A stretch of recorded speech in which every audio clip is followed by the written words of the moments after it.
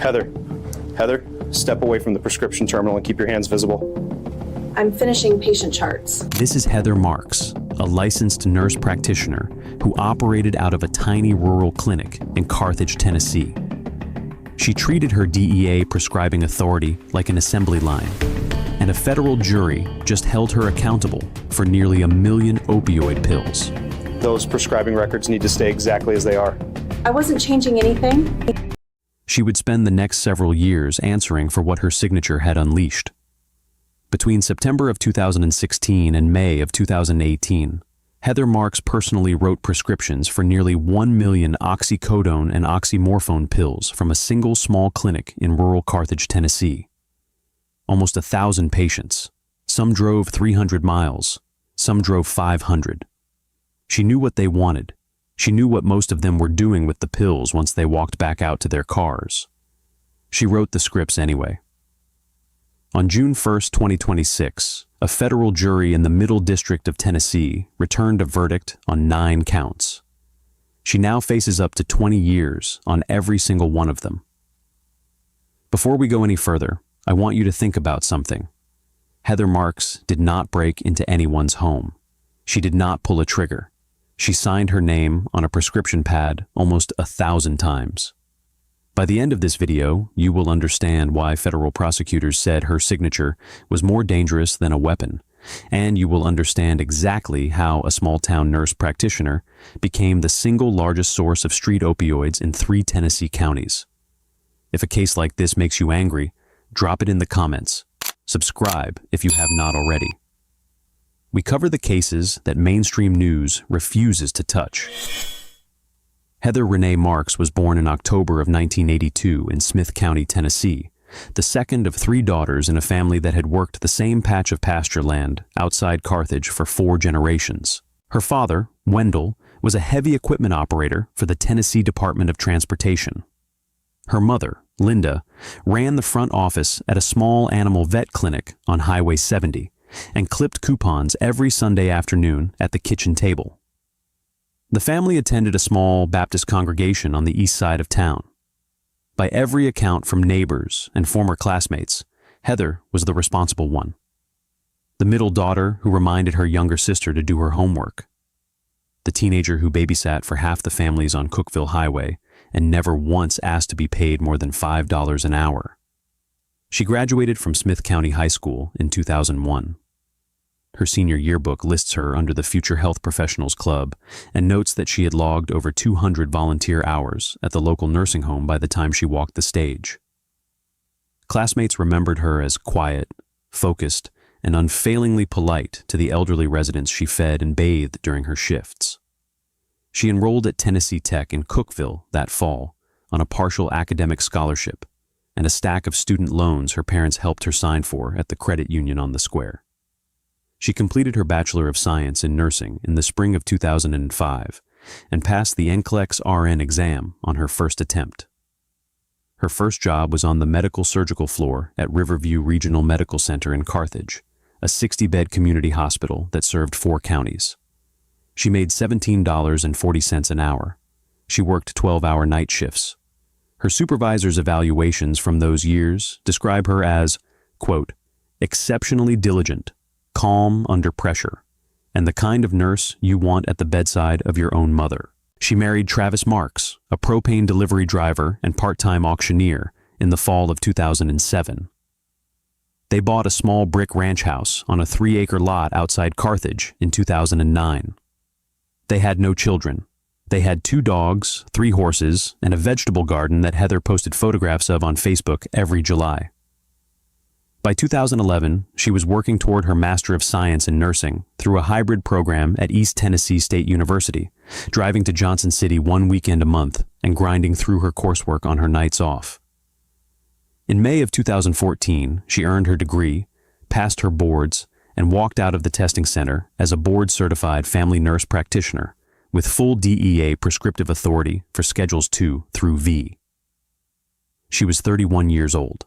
Her supervising preceptor wrote that Heather had the steadiest hands and the kindest manner of any candidate she had ever supervised. She joined Lifeforce Pain and Wellness in Carthage in February of 2015 as a salaried family nurse practitioner. Her starting compensation was $94,000 a year, plus performance bonuses tied to patient volume. She told a former hospital colleague over coffee that she had taken the job because, quote, "I was tired of holding people's hands while they died. I wanted to actually fix something." That trust her patients placed in her was about to be tested in a way nothing in her training had prepared her for. To understand what Heather Marks did, you have to understand what a pain clinic is supposed to be, and what a nurse practitioner with full DEA prescriptive authority is supposed to do with it. A legitimate pain clinic exists for a real reason. Chronic pain is a brutal and undertreated condition. Patients with degenerative disc disease, failed back surgeries, cancer pain, severe arthritis, and neuropathic conditions live every day in a body that does not stop hurting. The medical answer to that is supposed to be a layered, multidisciplinary approach. Physical therapy, imaging studies, trigger point injections, nerve blocks, non-opioid medications first, cognitive behavioral therapy. Conservative measures escalated only when they fail. Opioids, when prescribed at all, are supposed to come last, at the lowest effective dose, with treatment agreements, urine drug screens, pill counts, and pharmacy database checks that flag patients who are doctor shopping or filling early. Lifeforce Pain and Wellness, on paper, was set up to look exactly like that kind of clinic. It occupied a converted single-story brick building on a 2-lane highway just outside Carthage, population just under 2,200. The waiting room had 2 rows of mismatched vinyl chairs, a water cooler, a wall-mounted television tuned to daytime court shows, and a sliding glass window where patients checked in with the receptionist. There were 3 exam rooms. There was 1 supervising physician on paper. There were 2 mid-level providers, including Heather Marks. There was a billing clerk who also doubled as the medical assistant. That was the entire staff. The vulnerability was structural. In Tennessee, a nurse practitioner with full prescriptive authority can write Schedule II opioid prescriptions under a collaborative practice agreement with a physician who does not have to be physically present. The supervising physician is supposed to review a percentage of charts on a regular schedule. In practice at small rural clinics, that review often becomes a signature on a quarterly summary. The Tennessee Controlled Substance Monitoring Database existed and was searchable. Every prescriber was required to check it before writing a controlled substance. But the State Inspector General was understaffed and overwhelmed. The DEA's Diversion Control Division was tracking aggregate pharmacy data, but rarely investigated individual prescribers absent a complaint, a death, or a federal task force referral. That trust framework was the entire system. The DEA trusted prescribers to be honest. Pharmacists trusted prescriptions to reflect real medical judgment. Patients trusted the woman in the lab coat to know the difference between treating pain and feeding addiction. The whole edifice rested on the assumption that the person holding the prescription pad had taken her oath seriously. Heather Marks had taken that oath in May of 2014. She had taken it again when she signed her DEA registration. She had taken it a 3rd time when Lifeforce hired her in February of 2015. By the fall of 2016, that oath was worth approximately nothing. The first month was almost normal. In September of 2016, the Tennessee Controlled Substance Monitoring Database shows Heather Marks wrote 247 controlled substance prescriptions. That was already aggressive. It was not yet criminal. By December, the monthly number had climbed to 482. By March of 2017, it was over 700. By the summer of 2017, federal investigators would later calculate Heather Marks was personally writing an opioid prescription every 9 minutes during her clinic hours. The mechanism was simple. The clinic operated on a cash basis for the visit fee. $85 per appointment, due at check-in, no exceptions. A new patient would walk in, fill out a 1-page intake form that asked about pain location and prior medications, and within 20 minutes find themselves sitting in an exam room with Heather Marks. There would be no physical examination worth the name. There would be no review of outside imaging.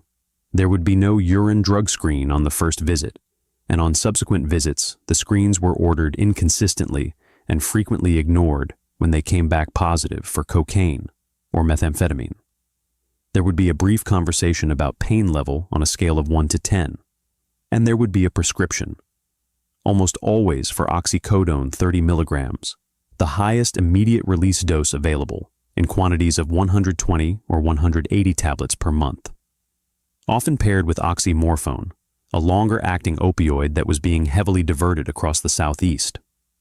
The patient flow was relentless. Lifeforce was open 4 days a week, 10 hours a day. Heather Marks personally saw between 40 and 60 patients per clinic day. By 2017, the clinic was scheduling appointments at 15-minute intervals and double booking most of them. The parking lot, a gravel rectangle that held maybe a dozen cars on a normal day, was overflowing by 7 in the morning. License plates told their own story: Kentucky, West Virginia, Ohio, North Carolina, Mississippi, Georgia. Investigators would later document patients who had driven from as far as Detroit, Michigan, and Lake Charles, Louisiana. None of those patients had a legitimate reason to seek pain management from a small rural clinic in Smith County, Tennessee. All of them knew exactly what they would get if they got there before close of business. The signs were everywhere. Patients fell asleep in the waiting room. Patients argued in the parking lot about who was buying from whom. Patients showed up with track marks visible on their forearms when Heather Marks lifted their sleeves to take a blood pressure she frequently never recorded. Patients failed urine drug screens for cocaine, methamphetamine, heroin, and benzodiazepines. The chart entries from that period, recovered later by federal investigators, show a documented positive screen for an illegal substance followed, on the very next visit, by a prescription refill for 180 oxycodone tablets. Over and over, hundreds of times. The clinic's own pharmacy contact at a Carthage drugstore called Lifeforce on at least 4 separate occasions to flag prescriptions that seemed clinically indefensible. Those calls were documented in pharmacy logs. Heather Marks never returned them. She knew. The federal indictment would eventually allege, and the trial evidence would prove, that Heather Marks knew. She knew that some of her patients had been arrested for selling pills outside the clinic. She knew that 2 of her patients had died of overdoses in the parking lots of motels along Interstate 40 within 72 hours of leaving her exam room with prescriptions she had personally signed.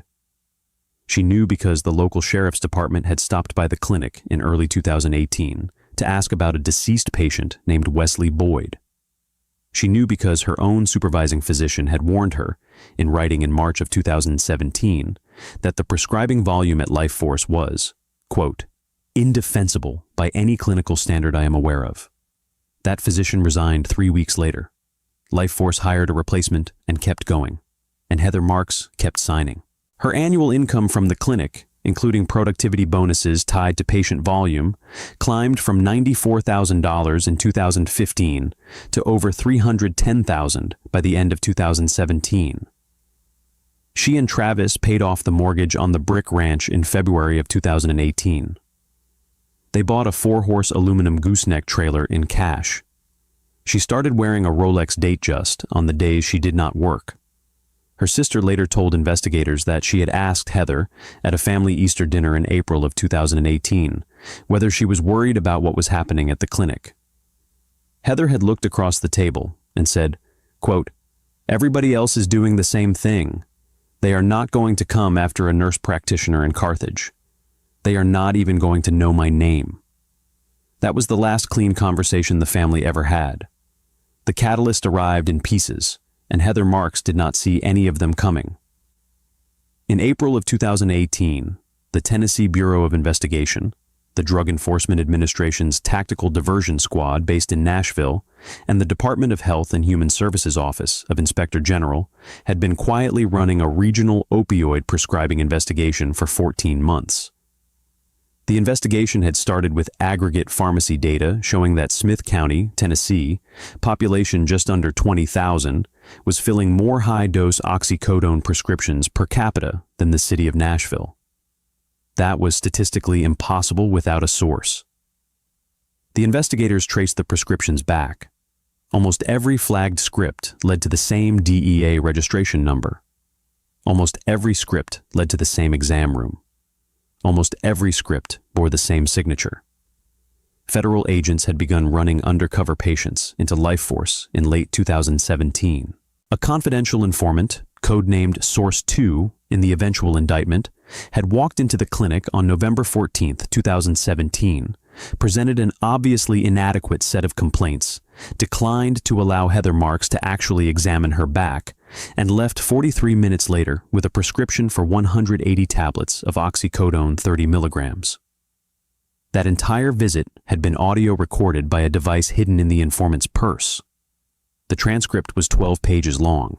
There was no medical content in any of those 12 pages. A second informant, Source 3, walked in on February 8, 2018, told Heather Marks plainly that he had failed his previous urine drug screen because he had, quote, been using a little Roxy on the side that I got from a buddy, and asked her if she could write him a script anyway. The recording captured Heather Marks's response. She said, quote, let's just not put that in the chart, okay? I'll write you for 120 this time, and you do better on the next screen. She did write him for 120 oxycodone 30 milligram tablets. The recording captured the rustle of the prescription being torn from the pad. The catalyst that turned the investigation from quiet to active was the death of a 34-year-old man named Wesley Boyd on January 22, 2018. Boyd had driven from Knoxville to Carthage 4 days earlier, walked out of Lifeforce with a prescription for 180 oxycodone, filled it at a pharmacy in Cookville, and overdosed in a Days Inn parking lot off Interstate 40 with the empty bottle on the passenger seat next to him. Boyd's mother, a retired schoolteacher named Patricia Boyd, refused to let the medical examiner close the case as an accidental overdose. She drove to the Smith County Sheriff's Department 3 times. She wrote letters to her congressman. She wrote a letter to the DEA's Nashville Field Division. That letter landed on the desk of a diversion investigator named Audrey Pinkston in early February of 2018. Pinkston pulled the prescribing record. She saw the pattern. She picked up the phone.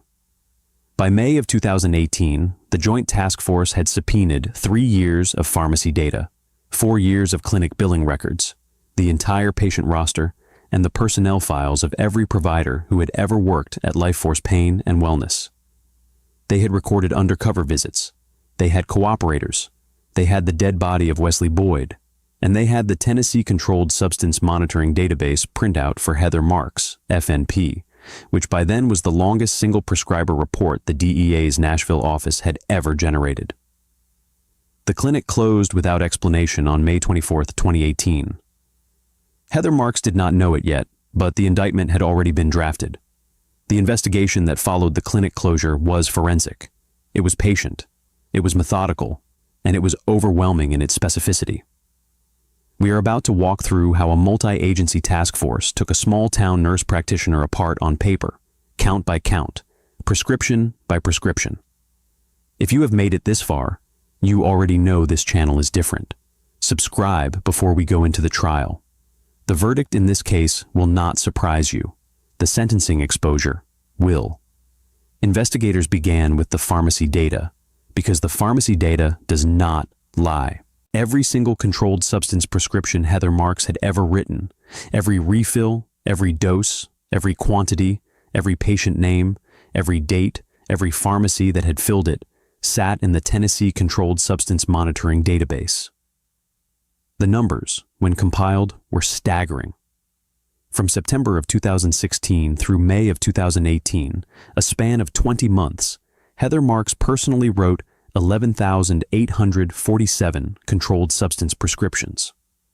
Those prescriptions totaled 974,318 individual pills.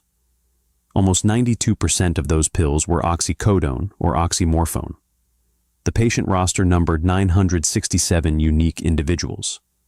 Of those 967 patients, 412 lived more than 100 miles from the clinic. 89 lived more than 300 miles away.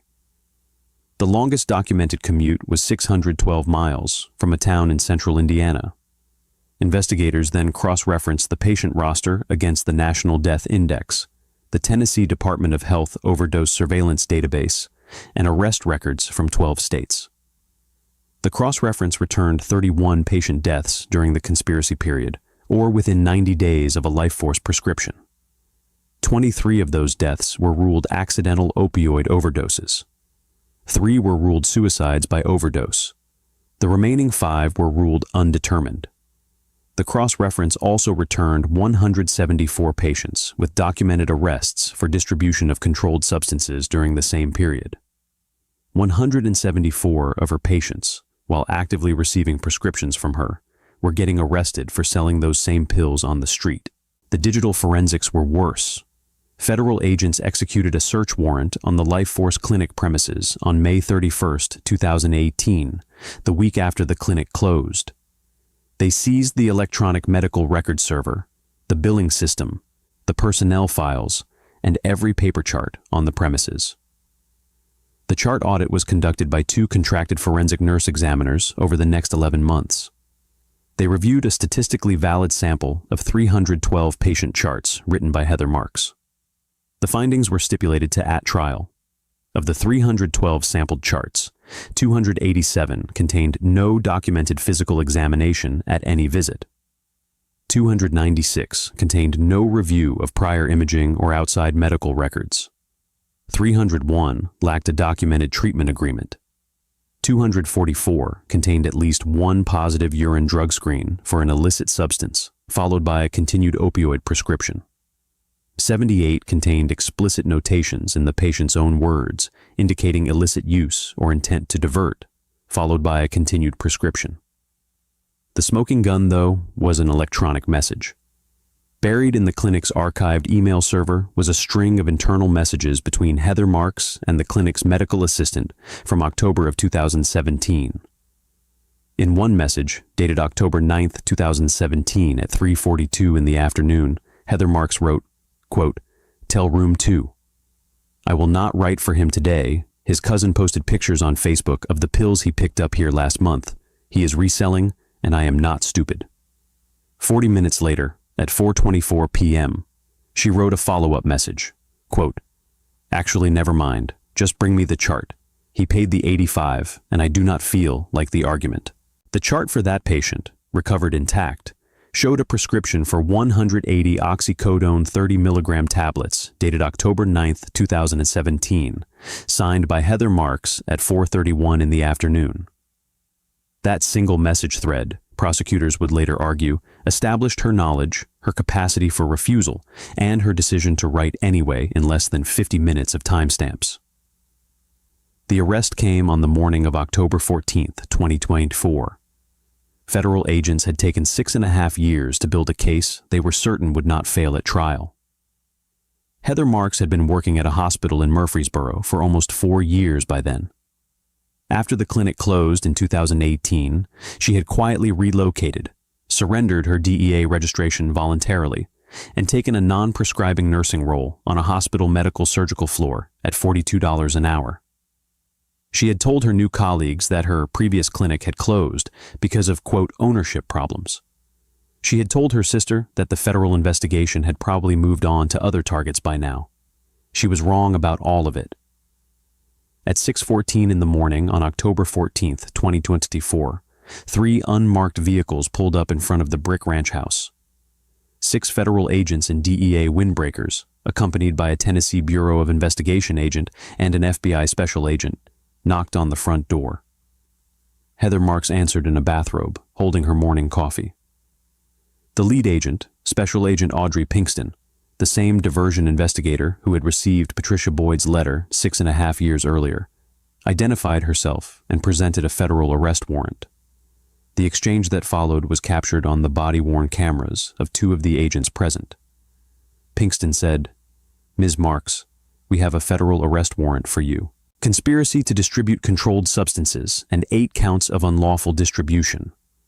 We need you to step outside with us." Marks said, "I am sorry." "What? I haven't worked at that clinic in 6 years. I haven't written a prescription for a controlled substance in over 5 years. Pinkston said, "Ma'am, the warrant is for conduct that occurred between September of 2016 and May of 2018. It is not for anything you have done since."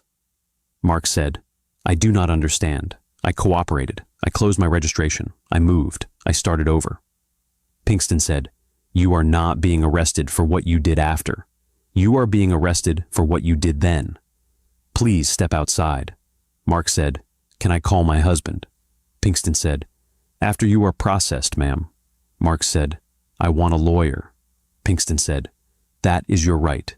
Please turn around and put your hands behind your back." She did not resist. She did not argue. The body-worn camera footage from Special Agent Pinkston's chest captured a long, silent moment as the cuffs went on.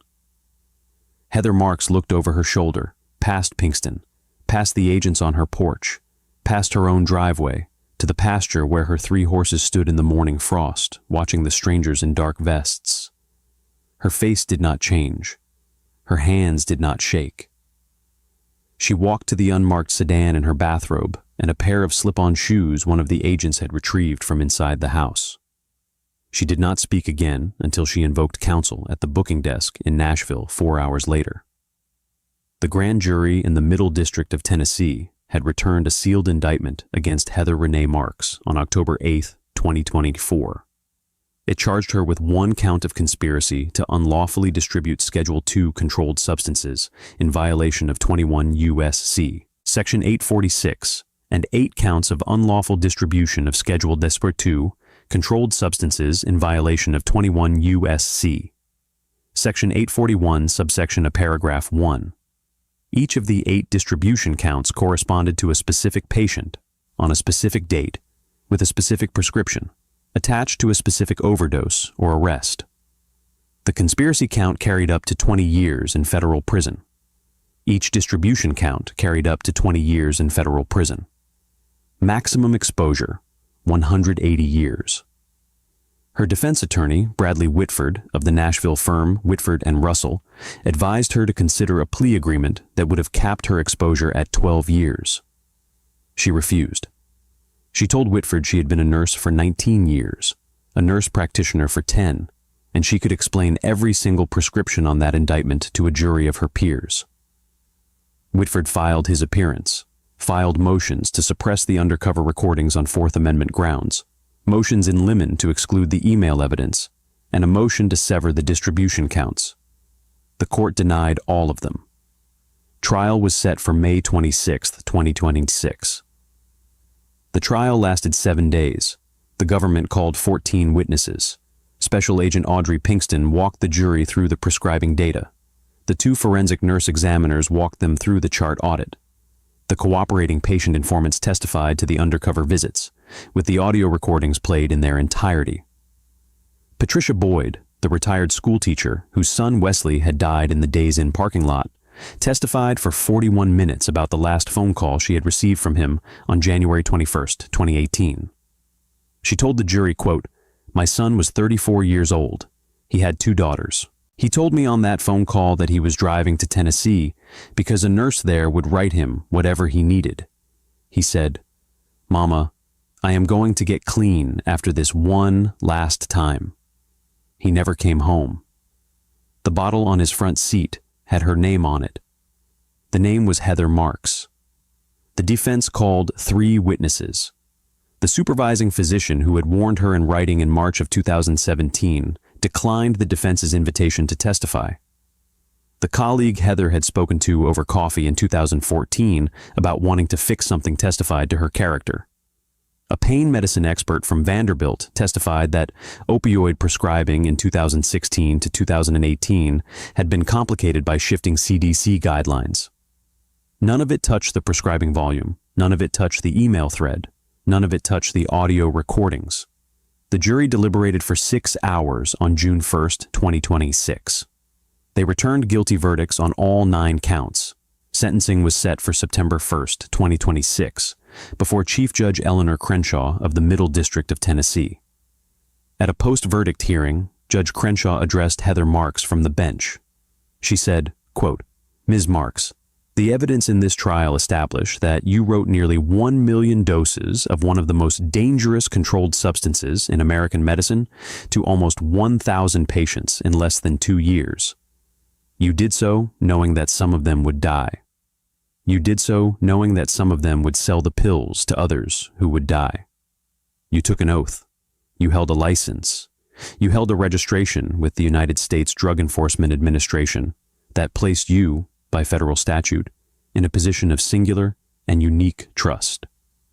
You violated every component of that trust. This court will sentence you accordingly. Bail is revoked. The defendant is remanded to the custody of the United States Marshals Service pending sentencing. The federal sentencing guidelines, calculated against the drug quantity proven at trial, produced a recommended range of 188 to 235 months. Prosecutors signaled they would seek the high end.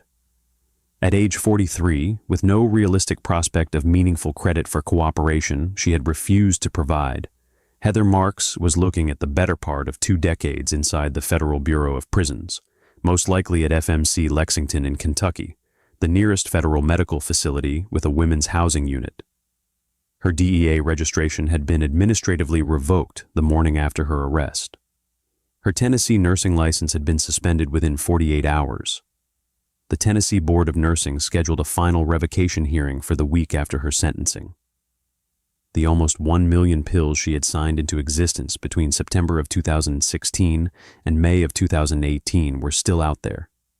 Most had been swallowed. Many had been resold. Some were in the bloodstreams of people who would not survive the year. Patricia Boyd, the retired schoolteacher from Knoxville, sat in the gallery during every single day of the 7-day trial. After the verdict was read, she walked out of the courthouse, drove 3 hours back to Knoxville, and visited her son Wesley's grave. She told the local paper the next morning, quote, "It does not bring him back. Nothing brings him back.